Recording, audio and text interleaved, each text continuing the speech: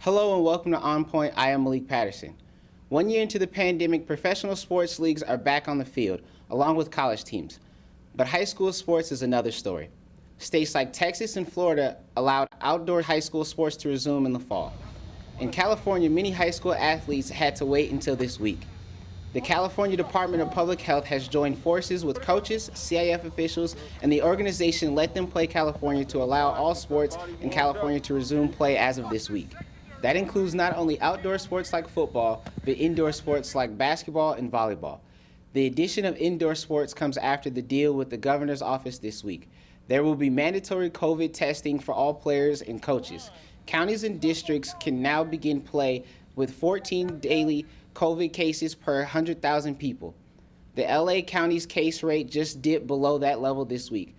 On Point, Cynthia Puga has more.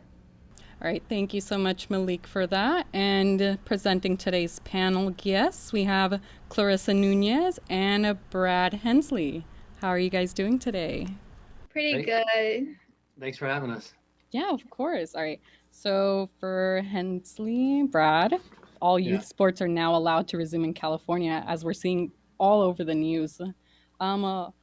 Question for you. What made you and your wife start Let Them Play California?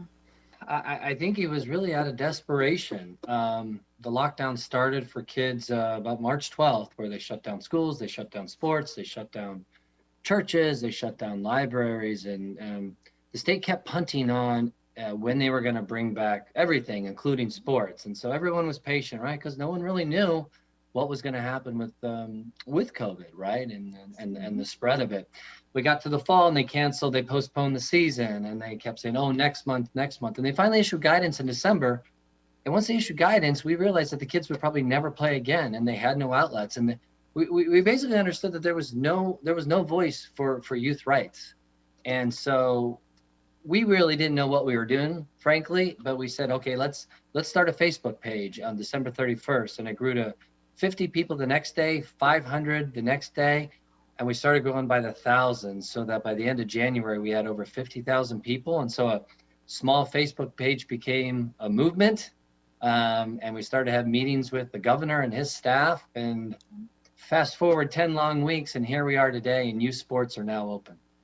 So when it came to speaking with the governor, who did you speak to?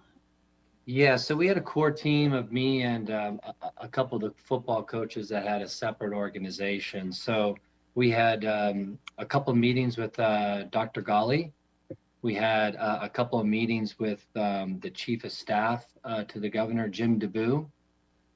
One of our coaches had a phone conversation with Governor Newsom, and then the governor also had a special appointee come in to serve as a liaison between us and his staff. And between those combination of people, I'd say we had correspondences almost every day for about a month.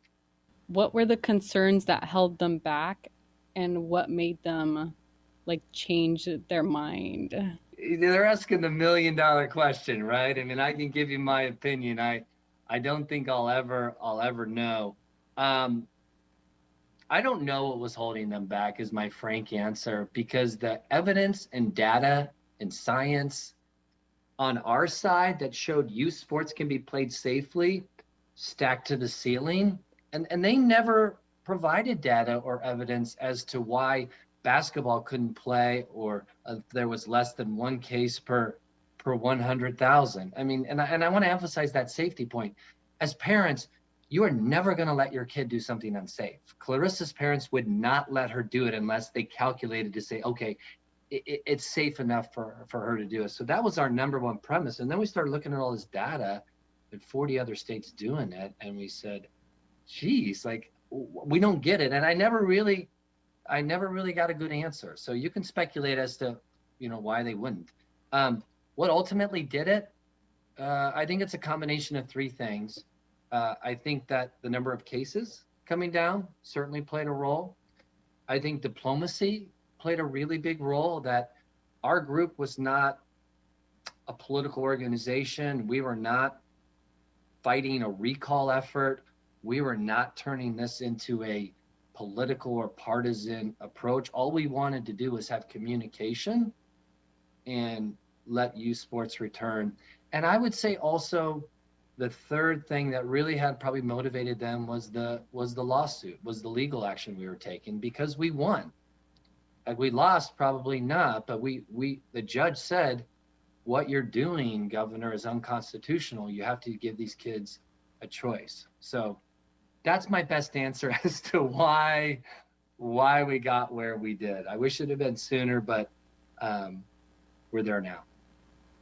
What opportunities do you believe student athletes have lost because of this whole pandemic?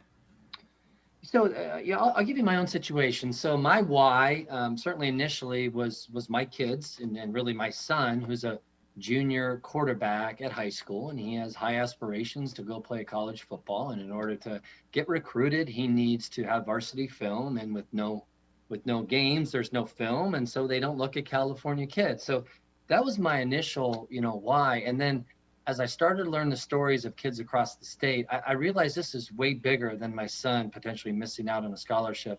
We have a mental health crisis with our kids because they have no outlets. The damage that we've seen and we're going to see is a second pandemic. Depression, isolation, suicide ideation, and sadly, suicide. It's terrible. So there are so many bad things going on because of this. We knew youth sports was an easy one. It was an easy answer. There's no politics. There's no special interests. So that's why we fought so hard to give these kids some relief, because sports is proven to help kids, both physically, emotionally, psychologically. And they've lost out on that for 11 months, and there's been a lot of damaging effects. But hey, focusing on the positive, today youth sports are back. And same for you, Clarissa. So what opportunities do you believe student athletes as yourself have lost during the pandemic? Yeah, I tended to isolate myself a lot because of the pandemic, and because sports were canceled for a while now. I just worked out in my room, but it's not the same as when you go outside and you're with your team. Yeah, sports have definitely helped me mentally and both physically. And I could definitely see the difference when I'm in a sport and when I'm not. And now when things are starting up, everything's opening up again little by little. So it's been bettering for myself and for others as well. And for Brad, how do you think this is going to affect the future of sports? Boy, that's a fair question. Short term, right? That it has an impact, right? Because there's several kids in terms of that last year seniors, this year seniors, right? I think we lost a lot of kids, right? I think they gave up hope.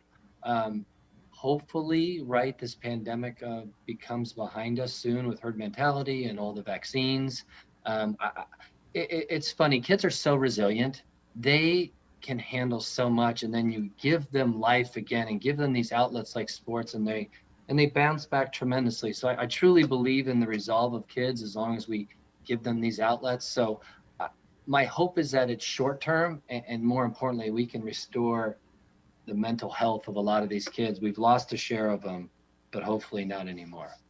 And Clarissa, how are you preparing yourself for a comeback into sports, since you said you were doing track? Is that correct? And how are you mentally, physically preparing yourself to go back in there? That's a really good question. So I'm in both track and in sports med. So I see all of the sports. I've seen how it's impacted others and me myself. But for me, my mentality, I need to get back out there. I have to, do yoga. I have to run more because I haven't been able to run because of the pandemic, and it's been pretty hard, but I've been preparing myself by working out even harder than before. I've been contacting my teammates. I feel like it's up to you on how you're going to come back. If you doubt yourself, then you won't be as strong as you were. But if you take this pandemic as an opportunity to put yourself out there more, then it would definitely boost up your confidence and your motivation to do better. When did you start going back to practices? It was a month ago. Track started a month ago, but I am going to start next week. But I've been out to practice because of sports med, and I just saw how it like regulated. Track has been back for a month, and but you just haven't been back. You're about to go back. Yes, I was supposed to go back, but cross country is still going on, and I've been going to the cross country meets. But track for long distance is going to start next week. And when did you start going back to cross country? Oh, it was like a while back. Like I would have to say November. It was like we started on November, and then it was like on and off when the cases started rising. So it's like confusing when to say we went back. Have you done anything differently routine wise other than just being like indoors? Or you're going outdoors and running? For sports medicine, we're focusing on football right now.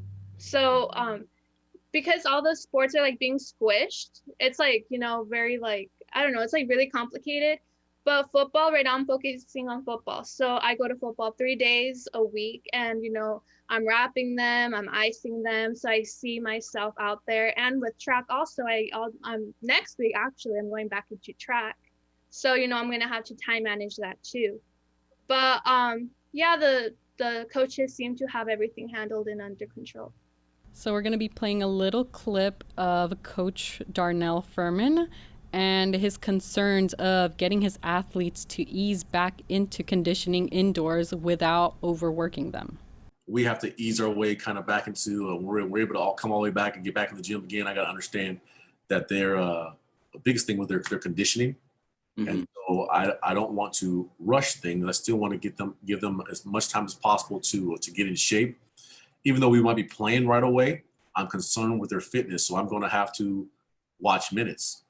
And Brad, I know a lot of parents were in favor of getting the high school sports back, but did you face any pushback from parents who didn't want the sports to come back, or was it all just support? It was by far the majority of support. It really was. And this was all timing. If we had started this movement in July, people weren't ready for this, right? Because I think there wasn't enough data to support that. Our whole platform is youth sports can be done safely. In fact, not playing youth sports is unsafe.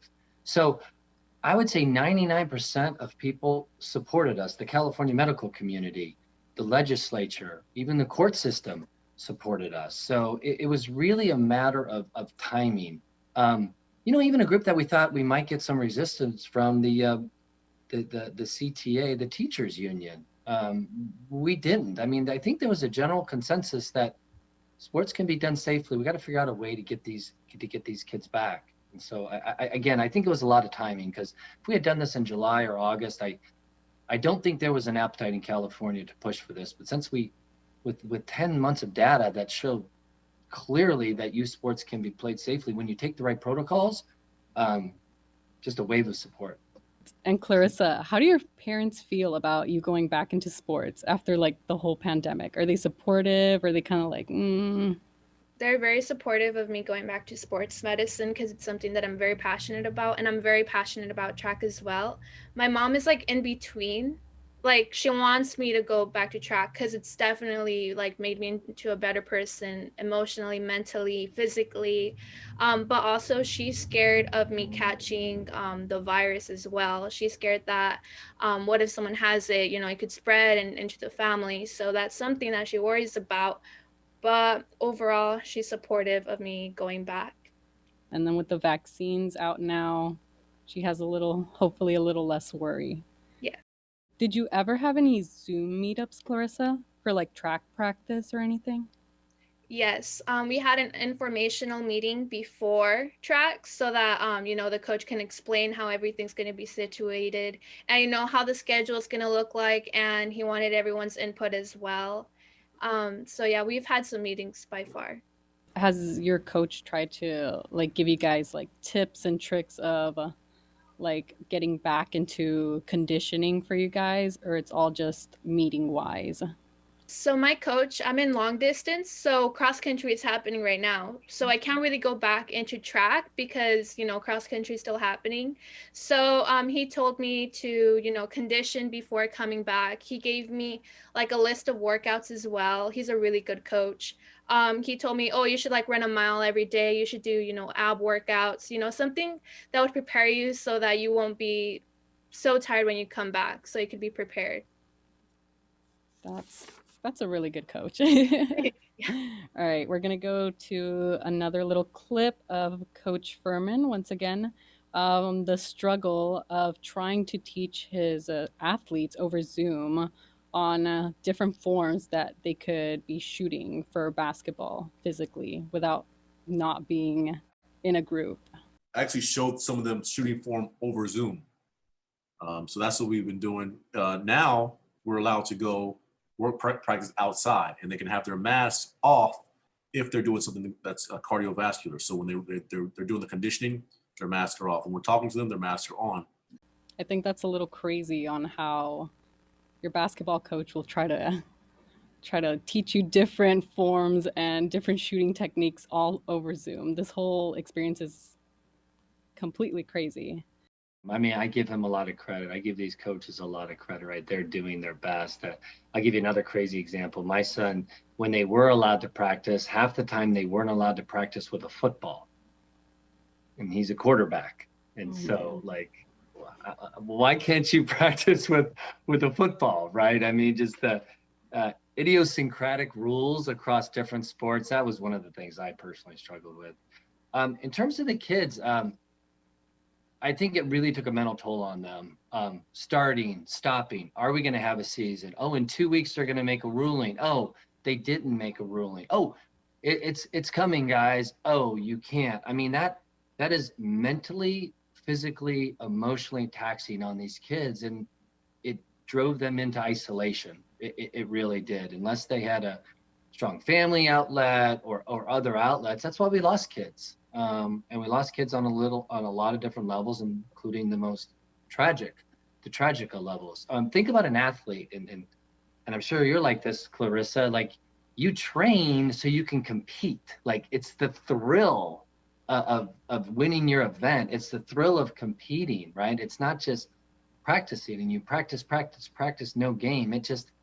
I could just see how it happened to my girls, and I could see it happen to my son. It can defeat a kid after a while. Clarissa, same thing. How did you feel seeing different, like, kids were able to play in different states and you were still so isolated? To be honest, I felt horrible because in the beginning of the school year, we were conditioning, and then they were like, okay, we're gonna go back into lockdown, and like this and lockdown. It's like, what's going on? Like, we're training for a reason. We're training to compete. And like that being taken away from us, it's like, wow, like, you know where I'm heading? Like from last year, we were training so hard to have a really good season, and then the pandemic hit, and it was really overwhelming. Everyone, like a majority of us, stopped working out. Some of us continued working out to, get our game on, improve, but then lockdown happened for like a really, really long time, and now sports are happening, so it definitely made us happier than we were before. And then because of Governor Newsom doing all of these changes, did you ever consider moving from the state? Because I know a lot of people have moved from the state to go and play. No, that hasn't crossed my mind. It was like more of my parents' decision. But there's a reason why we were in lockdown, even though I felt really, really bad, but stuff changes for a reason, and we're back on it. So things are getting better, and we are all full of hope because the vaccines, and, we're all getting back into shape. And then Brad, same to you. Did you ever consider moving out of the state? So we're kind of a different situation. A year ago in February, my son decided to transfer high schools. He's super passionate about football. I mean, that's what he does, 3-4 hours a week with all sorts of different things. And he found a program that he really felt would help him accelerate. So he left high school with all of his friends and an incredible, comfortable situation, all his teachers, and walked onto a campus where he didn't know one person, and had lunch by himself in the library, right? And I was just in awe of his commitment. And then 6 weeks later, there's lockdown, and he never got to develop these relationships with these kids. And the whole reason he he gave up his comfort zone was to pursue his sport. We thought about moving, but the kids didn't want to. So in December, that's when we decided, okay, we're going to fight this. And that's when we started to let them play. So that just motivated you to make a difference, to actually go up there and... But we didn't have an option. So the only option was to fight. So that's what we did. Are there any new regulations that are being put into place for like indoor practices now that they're the youth and everyone can go indoors? Yeah. There are. So the state on February 19th issued guidance, relaxed guidance on outdoor sports, right? So they basically said, if your COVID case count is under 14 per 100,000, you can resume these outdoor sports, and football, water polo, and rugby are going to be tested. If you're under 7 cases, then you no longer have to test. But they were silent on indoor sports, and basically indoor sports had to have a case count in the county of less than 1 per 100,000, which is unattainable. For example, last year we had over 2,000 cases of tuberculosis. That's a 100-year-old disease that we still have cases of those. So we fought for the return of indoor sports. And the compromise that we were able to settle with the state is that all indoor sports are open, assuming that it's just like football and the other outdoor sports, but indoor sports will also be tested, all indoor sports, on a weekly basis before competition. So that was the restriction, if you will, on indoor sports. Though if you think about it, it's at least they get the chance to play, and the testing does provide a level of safety. And Clarissa, as well, you've been tested for going back to like training or for the sports med? Yes, I tested after Thanksgiving break because that's when the cases started going up. So I'm like, I'm not gonna go back if cases are going up. So I have to make sure. So I got tested. But also what he was saying, my athletic trainer, we were having this conversation. And yeah, I was like, wow, like volleyball, basketball, like indoor sports, it was just like 1 case per 100,000. And I'm like, wow, like they were training since like, I don't know since they opened. And now like the season being completely canceled because of like 1 case per 100,000 is just like really sad, especially for the coaches and for the teammates who have been working hard. I don't know. Is there a specific limit as to how many athletes can be indoors at the moment or even outdoors? No, it's not athletes. They're limiting spectators. The state guidance is 4 spectators per player. And now that's the state level. It now goes down to the county and the local school districts, right? Because they can also override what the state is doing, and they say, no, we're canceling football, or no, you can't have any spectators. So we had a great day today, but that doesn't mean that every county or every school district is going to allow them to play. I hope they do. The evidence and the data and the testing that we're doing almost ensures that everything can be done safely. And Clarissa, another thing, like how do you feel being able to just be back? Like, do you feel like it's slowly coming back to normal? A little normalcy? Yes. So for track, we're divided into pods right now of like 14 people per pod. So it's like a little different than last year. But yeah, little by little, we're getting in shape and in condition like last year. Yeah, it's working out quite well. And we're going to look at another little clip of Coach Furman. And he's saying how athletes weren't allowed to practice in bigger groups. And looks like the protocols remain the same when it comes to someone not feeling too well on the field. We start off in pods of 15. Well, it's easy for basketball, but now you can practice as many people as you want together. And if one student was to have either come down with a fever or come down with the virus, then he was sent home, and everybody in that pod was sent home for 10 days. Brad, is that the same thing right now, the same protocol? What if someone's not feeling too well? Do they need to send them home, or do they need to send everyone home who was in contact with that person? Yeah, I mean, it depends. For those sports that are being tested, the guidelines are pretty clear, right? I mean, if you test positive for COVID, then you'll be quarantined for 14 days, and the immediate cohort or immediate contact people will also be quarantined for a similar period of time, and you have to come back symptom free for a 24-hour period. It's very similar to the NCAA guidelines. Is actually what we're doing here in California. That's probably the strictest of any state. But in order to get the kids the opportunity to compete, those are the guidelines that we had to set. We did a whole lawsuit. I don't know if that's even worth getting into, but we basically challenged the state that said, what you're doing is unconstitutional against youth sports and high school sports. You have college and pro teams a mile down the road playing the exact same game, and high school kids actually have a lower contact rate of COVID. And if you're not giving them the same opportunity, they follow the same protocols, that's unconstitutional. That's not an equal opportunity. And the judge ruled in our favor. And that's actually the reason why the state agreed to settle with us and to open indoor sports, because they realized they were discriminating against high school sports and all youth sports. And then Clarissa, has anyone ever tested positive on your end when it comes to track or the sports med section No, that you've known? no, the athletic trainer, where Oxnard High is like really blessed to have an athletic trainer. But before anyone could go into practice, she has to take your temperature and she has to follow the protocol. Like, are you feeling symptoms? Does anyone in your family have COVID? Like, we're really strict on that, because if one person has COVID and if they interact with the whole team, then someone else is going to get COVID and like that. And then the season's canceled. So like, we're really strict on that because we want to have a season. Thank you so much, guys, for joining us. Once again, I'd like to thank Brad Hensley and Clarissa Nunez. And that is the end of our show. Thank you so much for coming. Thank you, Cynthia. Thank you for inviting us.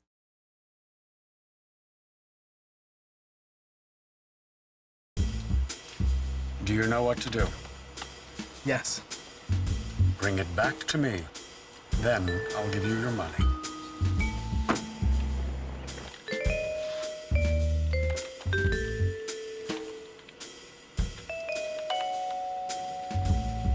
Frank Thomas, you are under arrest for the theft of trade secrets. Come with me. Bye-bye, Frank. Theft of trade secrets is illegal.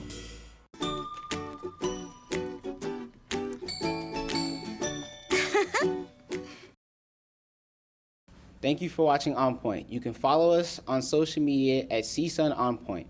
You can hear us on KCSN 88.5 FM on Sunday mornings. You can also watch us on LA 36 and Santa Clarita Valley Television. For Cynthia Puga, I am Malik Patterson.